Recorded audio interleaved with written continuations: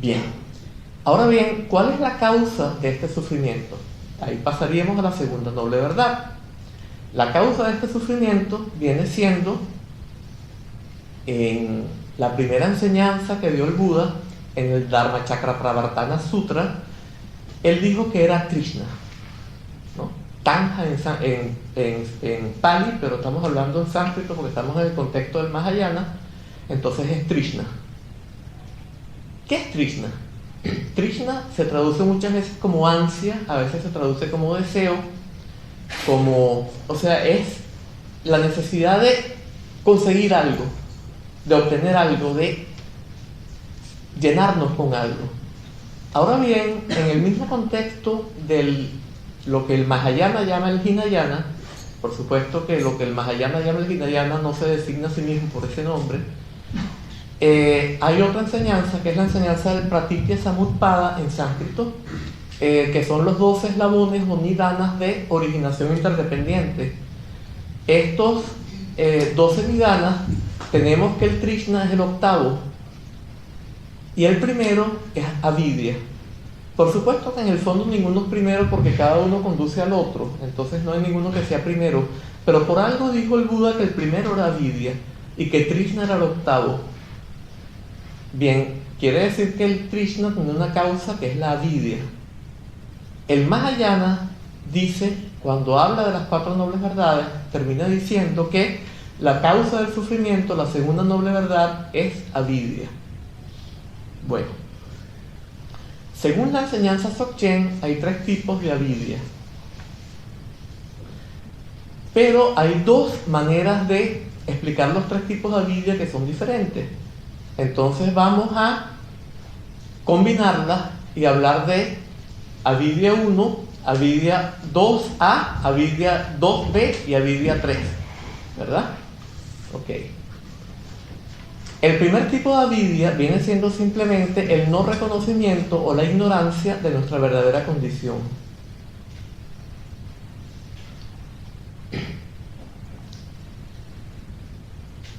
¿Qué quiere decir esto? ¿Cuál es nuestra verdadera condición? Nuestra verdadera condición es la naturaleza búdica, la condición de Buda.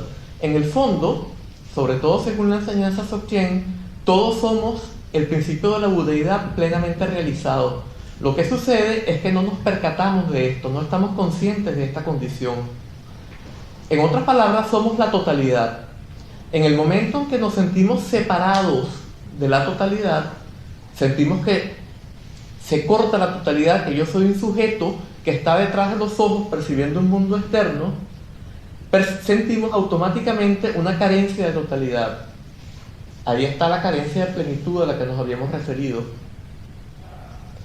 Podemos explicarlo incluso en términos de la física actual, pero tenemos que tener en cuenta que esto es una metáfora y que esto no corresponde a la enseñanza, es solamente una manera de explicar para las mentes de esta época que están condicionadas por la ciencia. Por ejemplo, Einstein planteó que el universo era un continuo de energía. ¿Qué quiere decir un continuo? Un continuo es algo que no tiene ninguna interrupción. En el universo no hay ningún espacio vacío. No hay ningún espacio vacío que me separe a mí del universo, de lo que me rodea. No hay tampoco una sustancia distinta de ese continuo de energía que me separe de lo que me rodee, ni que separe este libro, así que hacemos propaganda, de lo que lo rodea. No hay ni una sustancia de vacío que lo separe, ni una sustancia diferente del continuo de energía que lo separe. ¿Qué lo separa? Mi percepción. ¿Qué me separa a mí del universo? Mi percepción.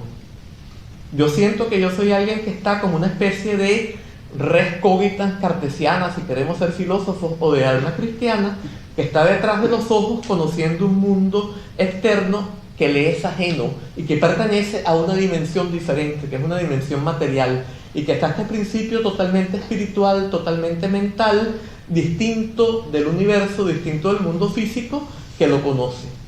Y puesto que el universo es un continuo de energía que no tiene ningún espacio vacío y que como tal es total plenitud, experimentamos carencia de plenitud. Entonces siempre tenemos esta carencia de plenitud desde el instante mismo en que nos experimentamos como un perceptor separado del universo. Y ahí tenemos entonces muy claramente cuál es la segunda noble verdad, es el error, una percepción errónea, una percepción equivocada. Nos sentimos que estamos cortados cuando no lo estamos, sentimos que pertenecemos a una dimensión distinta de la del mundo físico cuando no pertenecemos a otra dimensión. ¿Qué es lo que perciben nosotros? Lo que perciben nosotros es también algo que es producido por impulsos electroquímicos que pasan por nuestras neuronas del cerebro y que son parte de ese continuo de energía, todas ellas. Entonces es absolutamente injustificado pensar que hay algo de una dimensión totalmente diferente que está en sí mismo cortado del universo. Es el error de sentirnos cortados del universo lo que hace que sintamos esta carencia de plenitud, y es aquello también que hace que rechacemos ciertas cosas. No podemos aceptar indefinidamente. ¿Por qué? Porque cuando estamos aceptando y tenemos placer, nos acostumbramos al placer y esto hace que dejemos de aceptar, es lo que ya explicamos. Y tampoco entonces, o sea, no hay manera de que podamos hacer el placer perenne. Entonces, el placer automáticamente va a dar lugar a la indiferencia. La indiferencia la vamos a conceptuar como aburrimiento y la vamos a rechazar, y esto va a dar lugar al dolor. Y esta es la rueda del samsara. Subimos hacia el reino de los dioses y bajamos hacia los infiernos, y estamos constantemente girando en esta rueda. Bueno, volvamos ahora a los tres tipos, porque yo me di cuenta de que estaba explicando el primer tipo de avidia, pero era importante primero explicar el por qué la avidia era la causa del sufrimiento. Ahora sí podemos explicar los tres tipos de avidia. El primer tipo entonces es simplemente el no reconocimiento de nuestra verdadera condición, la ignorancia de nuestra verdadera condición. Por ejemplo, cuando el Buda Shakyamuni estaba a punto de obtener el despertar, lo que traducimos por lo general como iluminación, bodhi es más bien más correcto traducirlo como despertar. Es como si estuviéramos en un sueño y despertáramos del sueño. Él estuvo en un trance meditativo extremadamente intenso, en el cual no había ni dualidad sujeto-objeto. Y en este estado no había percepción, pero tampoco no había sufrimiento activo, pero tampoco había reconocimiento de nuestra verdadera condición, de su verdadera condición, que es la verdadera condición de todos nosotros. Por eso, en ese momento, él no había despertado todavía. Es luego cuando aparece la estrella de la mañana, Venus, y él la percibe, y sale de ese trance meditativo y la percibe, pero la percibe de una manera no dual. No hay una estrella allá afuera y alguien detrás de los ojos que la está percibiendo, sino que se manifiesta una capacidad cognitiva que es totalmente no dual y que es capaz de manejar el mundo a la perfección. Es en ese momento que él tiene el despertar. Antes de esto no lo había tenido. Bien, este estado en la enseñanza Dzogchen, el estado en el que el Buda se encontraba antes de despertar, se conoce como Kunji en tibetano, que quiere decir base de todo. Y, por ejemplo, Jigme Limpa, que fue uno de los maestros más importantes de Dzogchen, predijo que los yogis en nuestra época iban a confundir este Kunji con el Dharmakaya. ¿Por qué? Porque es un estado totalmente no dual, pero no hay esta capacidad cognitiva que es capaz de aprehender el mundo perfectamente y responder a todas las situaciones de la vida. Entonces, en ese estado no se puede ayudar a los demás seres, en ese estado se pierde la existencia humana y tampoco neutralizamos propensiones para alcanzar la budeidad total. En ese estado se nos está escapando el tiempo y no lo estamos aprovechando. Y si morimos en ese estado, no crean que hemos resuelto todo. Si morimos en ese estado, vamos a renacer igualito como un ser del samsara sin haber resuelto nada. Entonces ahí no hay liberación. Bien. Entonces, el segundo tipo de avidia, ¿cuál sería? El segundo tipo de avidia en general viene siendo un error, una confusión, que podríamos definirla como tomar aquello que no está dividido como estando dividido, tomar lo que es relativo como siendo absoluto, tomar lo que no puede procurar satisfacción como pudiendo procurarla, tomar lo que es transitorio como si fuera permanente, tomar una cosa por la otra. Una confusión de este tipo que podríamos explicarla de muchas maneras. Entonces, por ejemplo, sí, todos tenemos una nacionalidad. Me imagino que la mayor parte de vosotros sois españoles y si tienen que pasar a Nepal, les van a pedir el pasaporte, tienen que decir soy español. Pero una cosa es decir soy español sin sentir aquí en el pecho nada, y otra cosa es sentirme español. Y si dicen algo malo los españoles, reaccionan automáticamente con ira. Esto es error. Allí hay una confusión. Esto no es así. Esto es darle una importancia absoluta a algo que no la tiene, algo que es meramente relativo, una absolutización de lo relativo, y esto es una confusión. Bien, esta confusión, este error, podemos subdividirlo en dos partes. La primera sería el dualismo. La primera sería el sentir que somos alguien que percibe detrás de los ojos y que está separado del mundo físico. Y la segunda sería ya el sentir que esto es en sí mismo una estatua de Buda, que esto es en sí mismo un micrófono, que esto es en sí mismo un libro, cuando nada de esto ni siquiera está separado de todo lo demás. Lo que lo separa es mi percepción, y es lo que yo he aprendido lo que hace que esto sea un libro. Si aquí viniera un indígena de la selva del Amazonas y que nunca ha conocido un libro y viera esto, no vería un libro. Vería, quién sabe, o sea, vería algo allí, pero no tendría el concepto de libro. Hay la famosa historia esta de que los indígenas, no sabemos si es verdad, que no veían estamos en el Día de la Hispanidad, por eso a lo mejor es válido el ejemplo, ¿no? Que no veían las naves de Colón porque no estaban acostumbrados a algo semejante, no conocían algo semejante, y por eso dicen que no las veían. Si esto es verdad o es mentira, no lo sé, ¿no? Pero en todo caso, si no es cierto, es válido como ejemplo, ¿no? Bien, entonces, el primero sería esta dualidad, sujeto-objeto. Antes de su realización, el Buda Shakyamuni tuvo dos maestros. El segundo de ellos se llamaba Udraka Ramaputra o Udraka Ramaputro. Hay dos versiones de su nombre, ¿no? En todo caso, este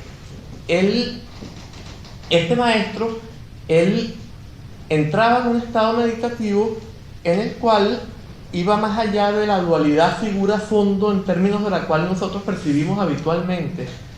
Nosotros tenemos el tipo de mente que la psicología Gestalt y la filosofía Gestalt llaman mente figura-fondo.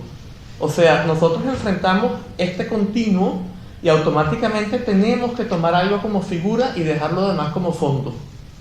Y entonces sentimos que la figura es aquel concepto en términos del cual hemos aprendido a reconocer esa figura, y que todo lo demás es no ese ente. O sea, por ejemplo, no libro, no este libro.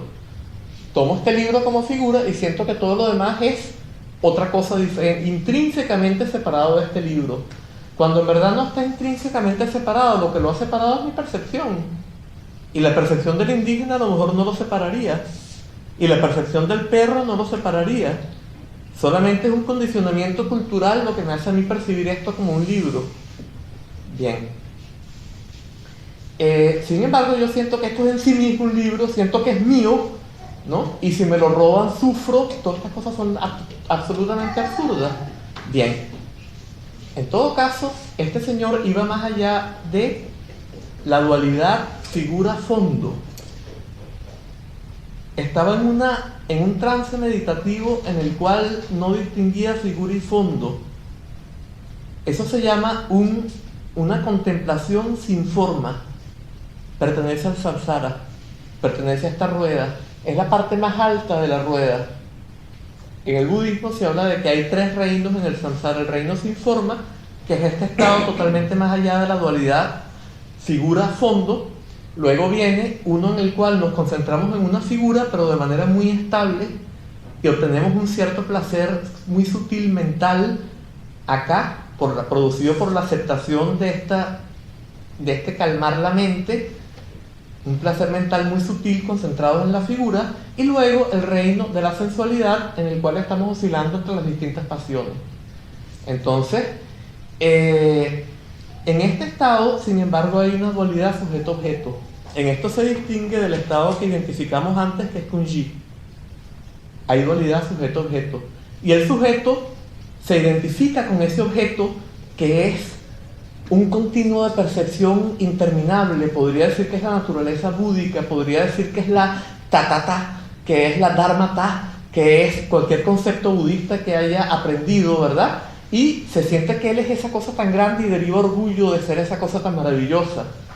Pero lo que ha hecho es subir por la aceptación no puede durar siempre, ya lo hemos demostrado con el ejemplo de las plumas de ganso. Esto va a pasar, él va a caer de allí. El Buda abandonó a este maestro porque se dio cuenta de que él caía, lo poseían las pasiones y era un individuo normal cuando caía.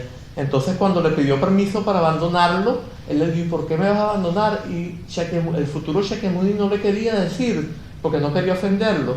Pero tanto le dio que terminó diciéndole, y entonces lo poseyó la ira, y ahí le dijo, pues te das cuenta, por eso te abandono. Bueno, ahí cambió un poquito la historia para hacerla más pintoresca, ¿no? En todo caso, conceptuamos esa totalidad de maneras cada vez más sutiles hasta que la conceptuamos como algo que no puede ser conceptuado, y finalmente es el cuarto de los Arupa Lokas, de los reinos sin forma. La conceptuamos como algo que no puede ser conceptuado, ni siquiera como algo que no puede ser conceptuado. O sea, ya esto es casi como un trabalenguas, ¿no? Pero la estamos conceptuando de esa manera.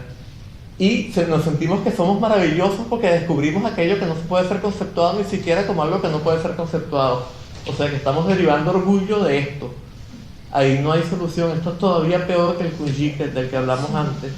De ahí por lo general caemos a los infiernos. ¿Por qué? Porque para estar en este estado necesitamos un alto volumen energético que entre a los centros superiores, y automáticamente esto quiere decir que no tenemos los filtros habituales de la experiencia. Y cuando caemos de ahí, vamos a sentirnos claustrofóbicos y vamos a rechazar. Y como no tenemos estos filtros de la experiencia, vamos a experimentar en su totalidad el dolor que dimana del rechazo. Entonces, por eso se dice que en general caemos de los reinos sin forma a los infiernos, es lo más común. O sea, ahí no hay solución tampoco. Por supuesto, es un descanso, pero es un descanso que después tiene una consecuencia terrible. Entonces, la única manera es liberarse de la rueda. Bien. El segundo tipo de avidia, entonces, es cuando conceptuamos este libro como siendo este libro. Entonces, este libro no me gusta y se siento incómodo.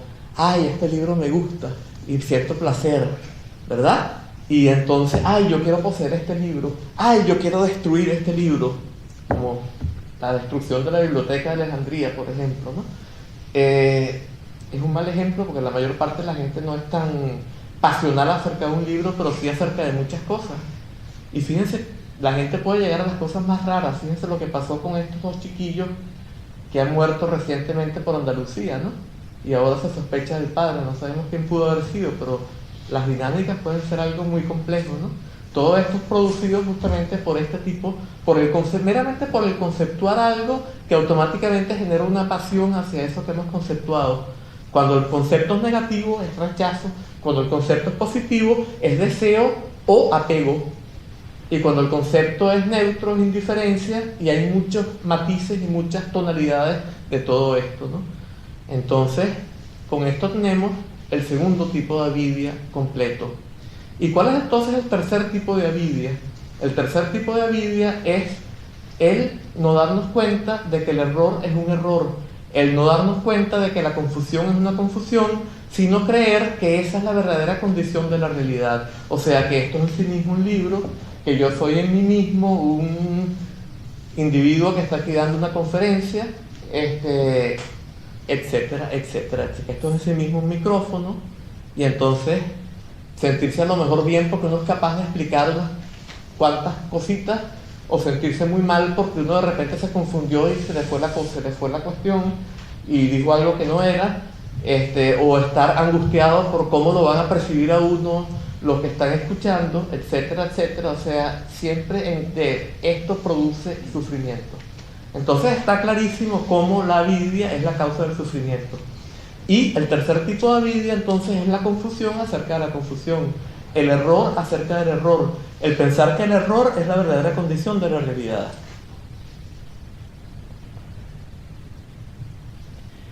Hay otro aspecto normalmente no se explica como sufrimiento, pero podríamos incluirlo en el sufrimiento. Es la imperfección que es habitual en nuestros actos. Nosotros, cuando aprendemos una nueva rutina, un nuevo oficio, o por ejemplo una danzarina aprende una nueva danza, etc., tenemos que estar conscientes de lo que estamos haciendo en cada instante, ¿verdad? Totalmente autoconscientes en cada instante y manejando lo que estamos haciendo, controlándolo, etc. Y de esta manera somos imperfectos en lo que hacemos porque estamos siempre corrigiendo lo que estamos haciendo. Solamente lo logramos hacer bien cuando lo hemos hecho tanto que ya podemos dejar que se haga solo, ¿no? Como cuando alguien aprende, por ejemplo, a conducir un vehículo y ya puede estar hablando y puede estar haciendo otra cosa y el vehículo casi como que se conduce solo. Ahí es cuando estamos haciéndolo bien. Cuando la bailarina no tiene que estar pendiente de su danza, sino que la danza se danza sola, por así decir. Pero sin embargo, siempre puede venir la mirada de un observador muy crítico, ¿no? Fíjense ustedes, por ejemplo, estas gimnastas que en las Olimpiadas no ha habido ninguna gimnasta hasta ahora que todas sus calificaciones hayan sido 10, 10, 10, 10, 10. 100, una vez 9 tanto las mejores, 9, 9, 9, 9, 8, 9, 7, 10, 9, 9, o sea, pero no 10 todas las veces, es imposible. ¿Por qué?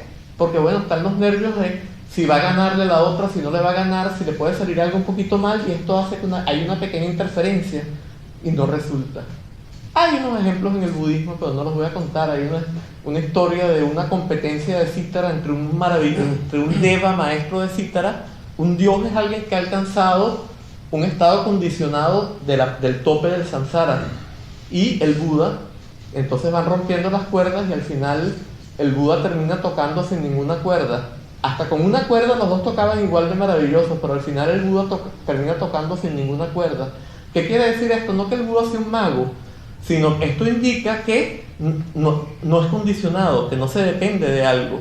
O sea, no se depende de la cuerda, es una manera de ilustrar otra cosa. Que no se depende de algo, que no es algo condicionado. Entonces, el Buda, por ejemplo, el que ha neutralizado totalmente todas las propensiones para experimentar dualísticamente, no puede estar controlándose. Todo fluye espontáneamente a través de él de manera perfecta. Hasta en el taoísmo hay unos ejemplos. Por ejemplo, Chui, el artesano que hacía los círculos a mano mejor que con el compás, porque sus cualidades estaban integradas y por lo tanto no sufría impedimento. Este es un ejemplo también del estado de budeidad.